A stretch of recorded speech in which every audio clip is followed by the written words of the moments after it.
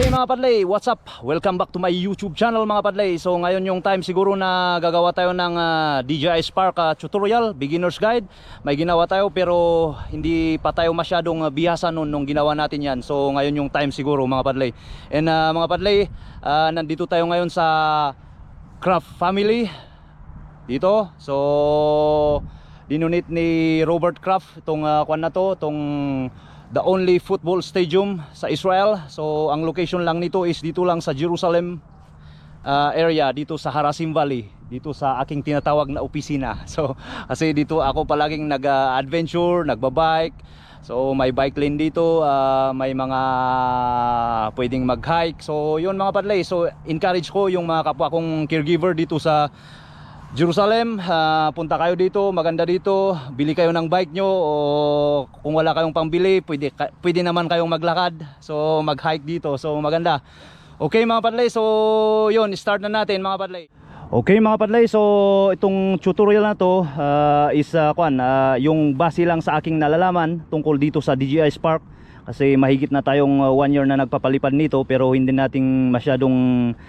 hindi tayo masyadong nagpapalipad kasi yun nga, caregiver tayo dito sa Israel. Yung pag day off lang natin, doon tayo nagpapalipad. So okay mga padlay, so nung nabili ko to is naka-box na siya, may box siya, and doon sa box niya nandun nakalagay lahat yung mga charger hub, yung mga so yung drone, so ito yung drone.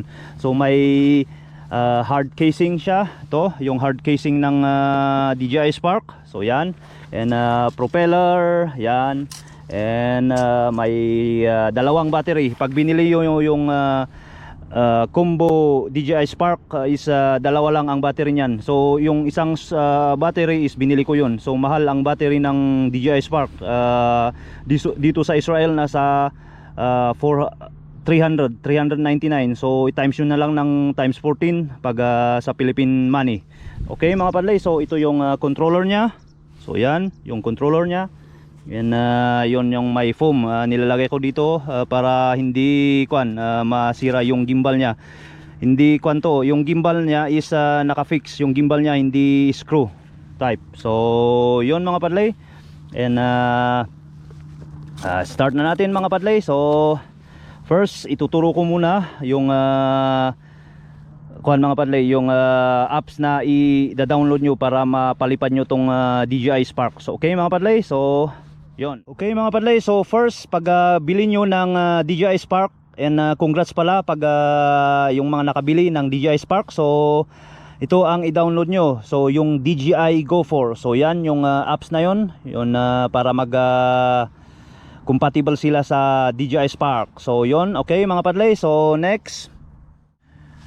Okay mga padlay, so pag na-i-download nyo na yung yung apps na yon, yung DJI Go 4, so i-scan nyo lang yung code. So ito yung code ng hard case ng Spark, or scan nyo yung ito rin, scan nyo tong ng controller nya. So yan, and may din tong code ng, pwede nyong scan din tong code ng Spark. So yon, yan, i-scan nyo lang yan sa sa apps na yon. So yon, and i-calibrate nyo na, nandun na lahat. Kung i-require na gawa kayo ng email nyo or so gumawa kayo, then after that i-scan nyo lang ganon, pa-scan nyo, iikot nyo yung drone ganon, and i-update nyo yung firmware nya. So ganon mga padlay, so ganon lang ang pagkuan. So ang advice ko, practice nyo lang,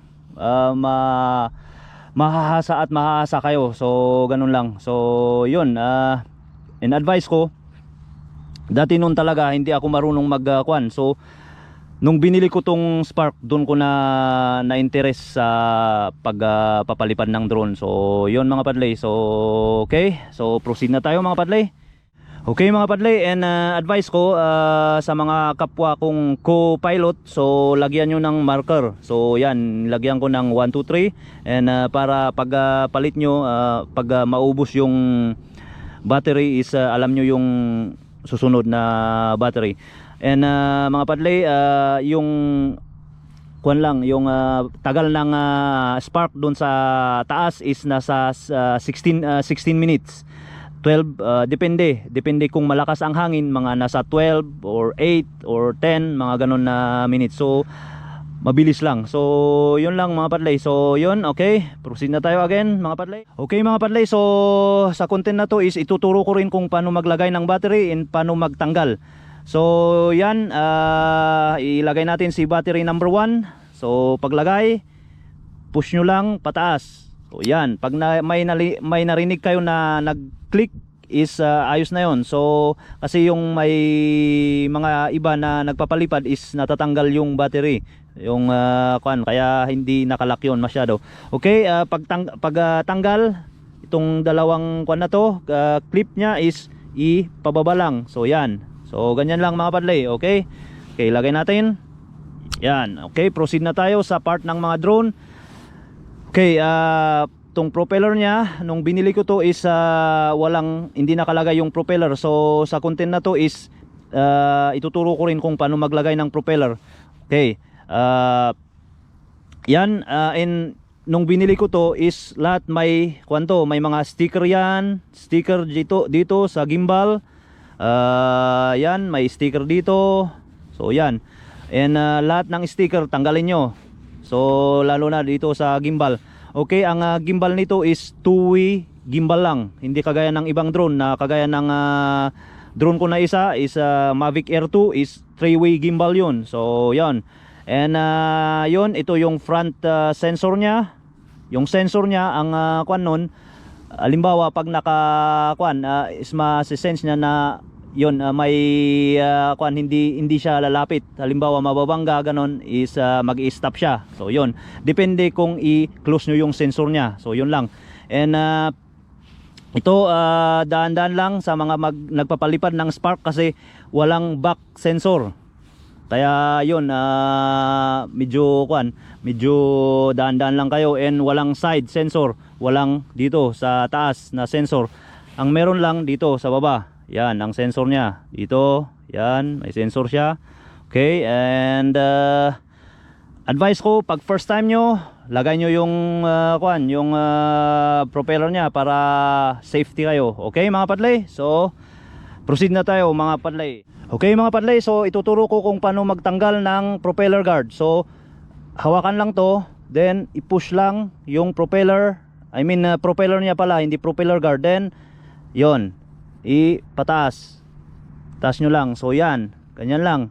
And paglagay, ganon din. Kung nakikita nyo yun, then ganon, and click. So yan, naka-lock na siya. So okay mga padlay, may siya, may mga ring marker siya. So yun, may puti and may puti. Dito sa isa, walang puti, walang ring na puti, walang so yun, be careful lang kayo pag naglalagay kayo kasi hindi maganda na magpalit kasi hindi lilipad yung drone or mababaliktad yung drone. So yun. Okay mga padlay, so saan na tayo? Okay, proceed na tayo mga padlay. Okay, mga padlay, ituturo ko rin kung paano maglagay ng propeller guard. So yun, may marker siya na puti. So ilagay natin sa may ring na puti. So yan, ganun lang mga padlay. Okay. Okay, so may lock siya dito. Lock nyo lang. Be sure na i-lock nyo pag narinig nyo yung nag-click. So yun, nakalock na. Okay mga padlay, so yun, walang marker na puti, walang puti dito na ring. So dito siya naka-fit. Okay. Yan. Okay. So ganun lang mga padlay. Okay, so yun yung tutorial natin dito sa drone. So yung mga kapwa ko na co-pilot sa mga bihasa na sa DJI Spark, kung may nakalimutan ako, mag-comment lang kayo dyan sa baba. So proceed na tayo sa controller nya. So ito naman yung controller. Pwedeng yung antena nya i-open nyo pag nagpalipad kayo, wag ganito. And wag nakaganito, wag nakaganon, hindi ganyan. So or mas maganda nakaganon lang or nakaganito. So ganyan lang. So okay mga padlay, so ito yung FN, ito yung function button, may sport mode and may normal mode.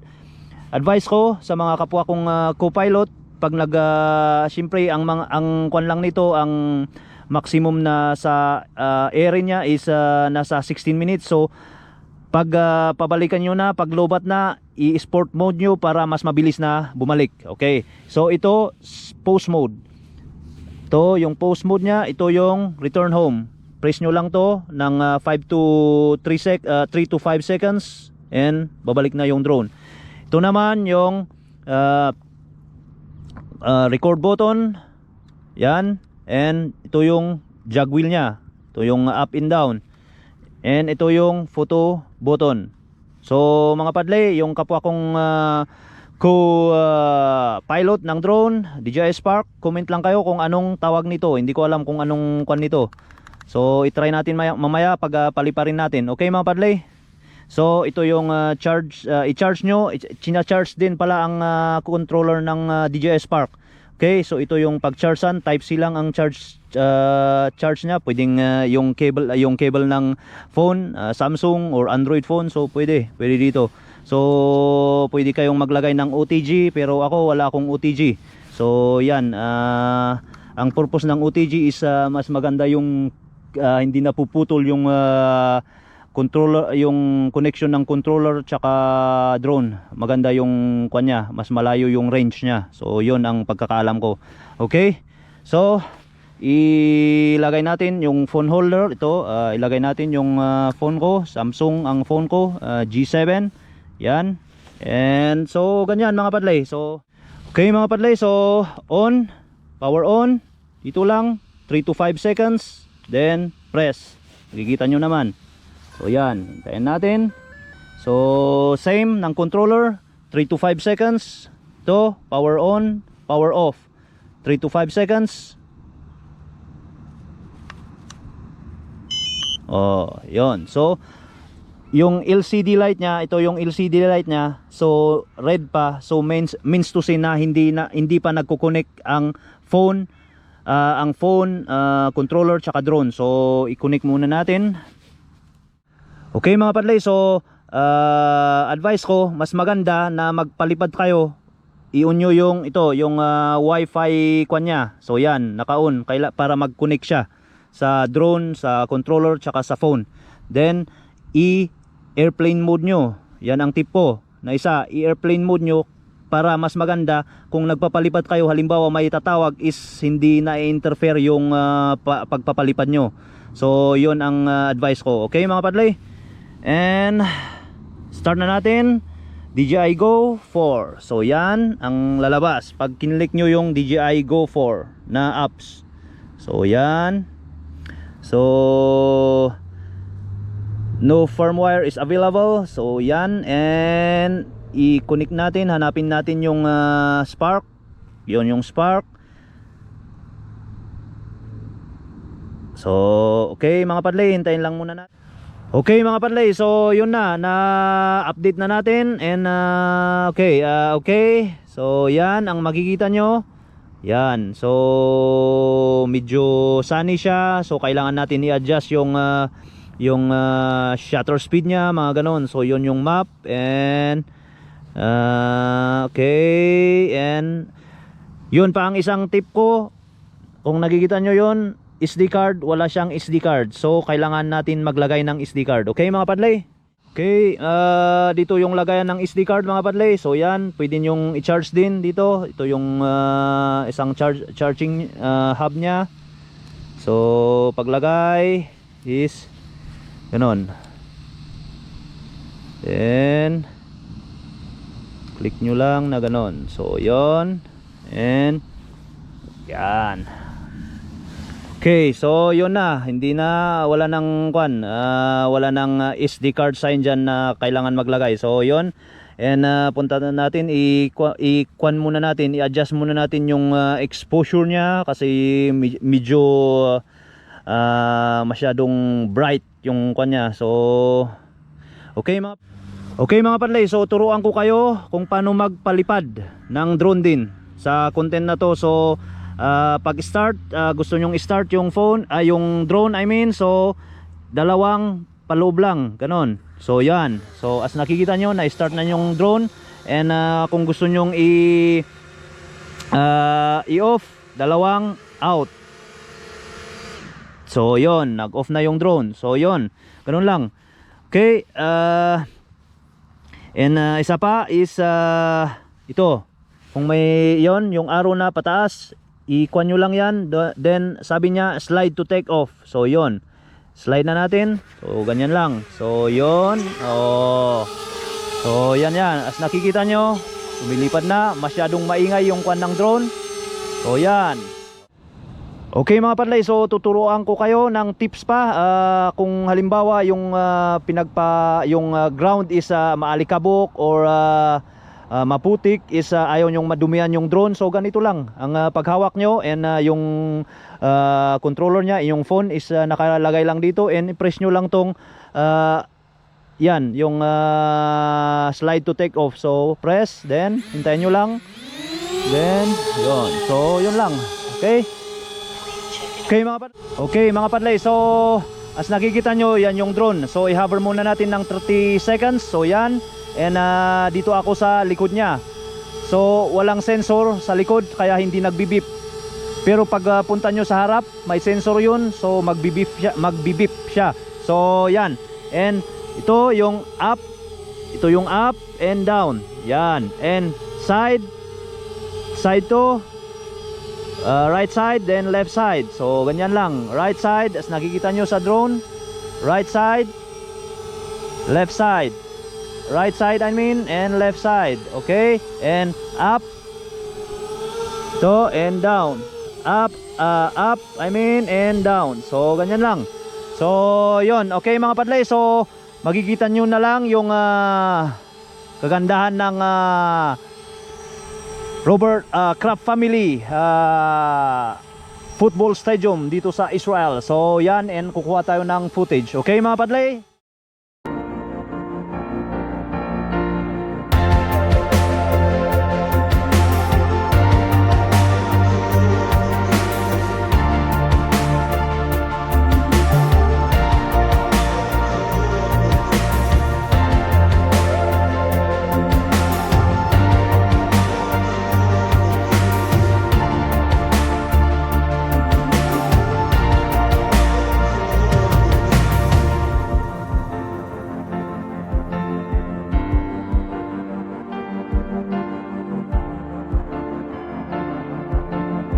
Okay mga padlay, so tuturuan ko kayo ng isang technique ng pag